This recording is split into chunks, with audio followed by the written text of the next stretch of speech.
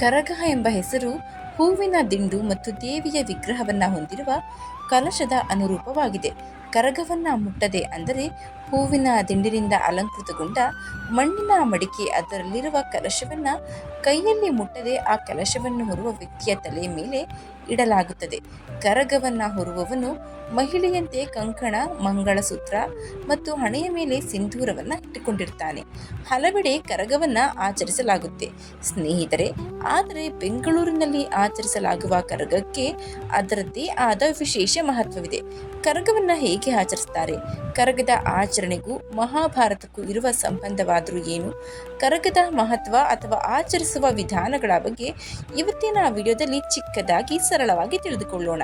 ನಮಸ್ಕಾರ ಸ್ನೇಹಿತರೆ, ಎಲ್ಲರಿಗೂ ಮಾನು ಮನೋಜ್ ಕನ್ನಡ ಯೂಟ್ಯೂಬ್ ಚಾನಲ್ಗೆ ಸ್ವಾಗತ.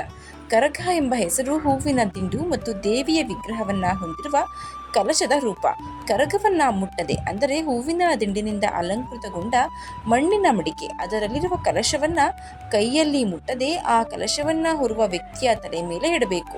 ಕರಗವನ್ನು ಹೊರುವವನು ಮಹಿಳೆಯಂತೆ ಕಂಕಣ, ಮಂಗಳಸೂತ್ರ ಮತ್ತು ಹಣೆಯ ಮೇಲೆ ಸಿಂಧೂರವನ್ನು ಇಟ್ಟುಕೊಂಡಿರಬೇಕು. ಹಿಂದೂ ಮಹಾಕಾವ್ಯವಾದ ಮಹಾಭಾರತದಲ್ಲೂ ನಾವು ಕರಗ ಉತ್ಸವದ ಉಲ್ಲೇಖವನ್ನು ಗುರುತಿಸಬಹುದು.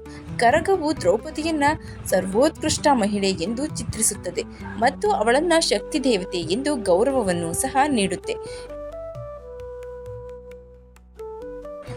ಬೆಂಗಳೂರಿನಲ್ಲಿ ಅತ್ಯಂತ ಪ್ರಸಿದ್ಧ ಕರಗ ಉತ್ಸವವನ್ನು ಆಚರಣೆ ಮಾಡಲಾಗುತ್ತೆ. ಕರಗ ಕರ್ನಾಟಕದ ಪ್ರಸಿದ್ಧ ಜಾನಪದ ಆಚರಣೆ. ಈ ಸಂದರ್ಭದಲ್ಲಿ ಆದಿಶಕ್ತಿ ಶ್ರೀ ದ್ರೌಪದಿಯನ್ನ ವೈಹ್ನಿ ಕುಲ ಕ್ಷತ್ರಿಯ ಜನಾಂಗದವರು ಕುಲದೇವತೆಯಾಗಿ ಆರಾಧನೆ ಮಾಡ್ತಾರೆ. ಶತಮಾನಗಳ ಇತಿಹಾಸವನ್ನೇ ಹೊಂದಿರುವ ವಿಶ್ವಪ್ರಸಿದ್ಧ ಬೆಂಗಳೂರು ಕರಗಕ್ಕೆ ತನ್ನದೇ ಆದ ವಿಶೇಷ ಮಹತ್ವವಿದೆ. ಆದಿಶಕ್ತಿಯನ್ನು ಆರಾಧಿಸುವ ಹಲವಾರು ಪ್ರಮುಖ ಉತ್ಸವಗಳಲ್ಲಿ ಕರಗ ಮಹೋತ್ಸವವೂ ಕೂಡ ಒಂದು. ಈ ಕರಗ ಎನ್ನುವ ಪದವು ವಿಶೇಷ ಅರ್ಥವನ್ನು ಹೊಂದಿದೆ.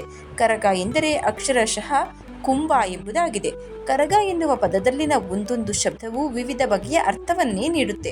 ಕರಗದಲ್ಲಿ ಕ ಎಂದರೆ ಕೈಯಿಂದ ಮುಟ್ಟದ, ರ ಎಂದರೆ ರುಂಡದ ಮೇಲೆ ಇರಿಸುವ, ಗ ಎಂದರೆ ತಿರುಗುವುದು ಎಂಬರ್ಥವನ್ನ ನೀಡುತ್ತದೆ.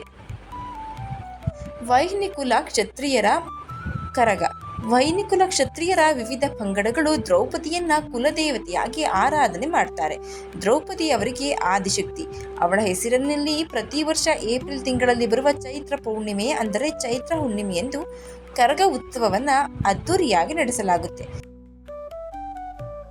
ಬೆಂಗಳೂರಿನಲ್ಲಿ ತಿಗಳರ ಪೇಟೆಯಲ್ಲಿ ದ್ರೌಪದಿ ಹಾಗೂ ಧರ್ಮರಾಯ ಸ್ವಾಮಿ ದೇಗುಲವಿದೆ. ಈ ದೇವಾಲಯದಲ್ಲೇ ಕರಗ ಉತ್ಸವಕ್ಕೆ ಸಂಬಂಧಿಸಿದ ಎಲ್ಲ ರೀತಿಯ ಚಟುವಟಿಕೆಗಳು ನಡೆಯುತ್ತೆ.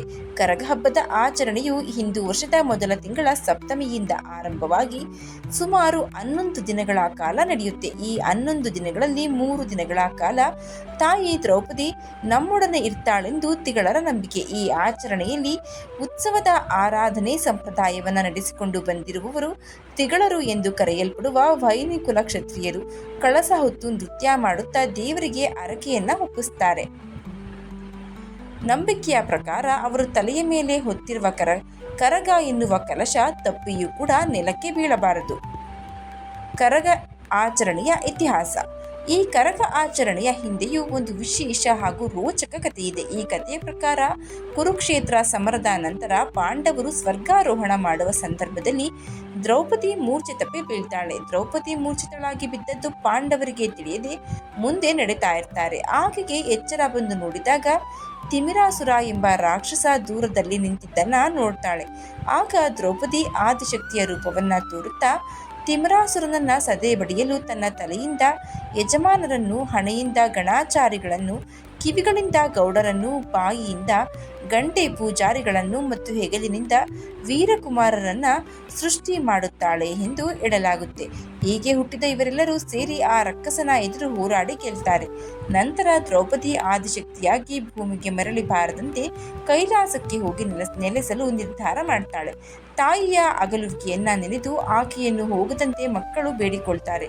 ಆಗ ಶ್ರೀಕೃಷ್ಣನು ಮಕ್ಕಳಿಗೆ ತಾಯಿಯನ್ನು ಹೋಗದಂತೆ ತಡೆಯಲು ತಮ್ಮ ಕೈಯಲ್ಲಿರುವ ಕತ್ತಿಯಿಂದ ತಮ್ಮ ಎದೆಗೆ ತಿವಿದುಕೊಳ್ಳುತ್ತಾ, ನಮಗೆ ನೀನಲ್ಲದೆ ಇನ್ಯಾರು ದಿಕ್ಕು, ಹೋಗದಿರು ಎಂದು ತಮ್ಮ ನೋವನ್ನ ತೋಡಿಕೊಳ್ಳಲು ಹೇಳ್ತಾನೆ. ಇದನ್ನ ಕರಗ ಹಬ್ಬದಲ್ಲಿ ಅಲಗು ಸೇವೆ ಅಂತ ಕರೀತಾರೆ.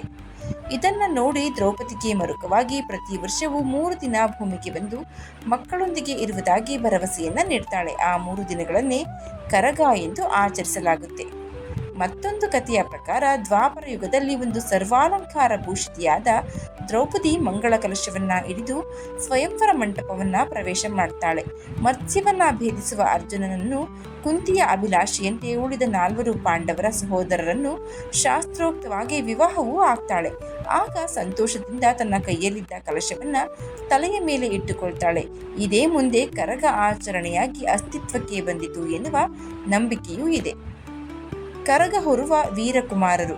ಕರಗ ಹೊರುವ ವೀರಕುಮಾರರು ಎಲ್ಲ ಬಗೆಯಲ್ಲಿ ಶುಚಿತ್ವವನ್ನು ಕಾಪಾಡಿಕೊಳ್ಳಬೇಕು. ಹುಣ್ಣಿಮೆಗೆ 9 ದಿನ ಇರುವಾಗ ಕರಗದ ಧಾರ್ಮಿಕ ಆಚರಣೆಗಳು ಆರಂಭವಾಗುತ್ತೆ. ಮೊದಲು ಧರ್ಮರಾಯನ ಮಂದಿರದ ಮುಂದೆ ಧ್ವಜಾರೋಹಣ, ದೀಪಾರತಿ ಉತ್ಸವ, ಹಸಿ ಕರಗ, ಪೊಂಗಲು ಸೇವೆ, ಹೂವಿನ ಕರಗ, ವಸಂತೋತ್ಸವ, ಗಾವು ಸೇವೆ ಇತ್ಯಾದಿ ನಡೆಯುತ್ತೆ. ಕರಗದ ಹಿಂದಿನ ದಿನದಿಂದಲೇ ಧರ್ಮರಾಯ ಸ್ವಾಮಿ ದೇವಾಲಯದಲ್ಲಿ ಅತ್ಯಂತ ವಿಧಿವತ್ತವಾಗಿ ಧಾರ್ಮಿಕ ಕಾರ್ಯಕ್ರಮಗಳು ನಡೆದ ನಂತರ ನಡುರಾತ್ರಿಯ ವೇಳೆಗೆ ಕಳಸದ ಆಕೃತಿಯ ಮಲ್ಲಿಗೆ ಹೂವಿನ ಕರಗವನ್ನ ತಲೆಯ ಮೇಲೆ ಹೊತ್ತ ಪೂಜಾರಿ ನರ್ತಿಸುತ್ತಾ ಗುಡಿಯಿಂದ ಹೊರಬರ್ತಾರೆ. ಧಾರ್ಮಿಕವಾಗಿ ಇವರು ಸಾಕ್ಷಾತ್ ಆದಿಶಕ್ತಿ ರೂಪವೆಂದು ಪರಿಗಣಿಸಲಾಗುತ್ತೆ. ಹೀಗೆ ಕರಗವನ್ನು ಆಚರಣೆ ಮಾಡಲಾಗುತ್ತೆ ಬೆಂಗಳೂರಿನಲ್ಲಿ. ಬೆಂಗಳೂರಿನ ಕರಗ ಎಂದರೆ ಸುಪ್ರಸಿದ್ಧ ಜನಪ್ರಿಯತೆಯನ್ನು ಪಡೆದಿದೆ. ಇದು ಬೆಂಗಳೂರಿನ ಸುಪ್ರಸಿದ್ಧ ಕರಗದ ಕುರಿತಾದ ಚಿಕ್ಕದಾದ ಮಾಹಿತಿ ಸರಳವಾಗಿ ನಿಮ್ಮ ಮುಂದೆ ಇಡುವ ಪ್ರಯತ್ನ. ಈ ಮಾಹಿತಿ ನಿಮಗೆ ಇಷ್ಟ ಆಗಿದ್ದರೆ ದಯವಿಟ್ಟು ಶೇರ್ ಮಾಡಿ, ಲೈಕ್ ಮಾಡಿ.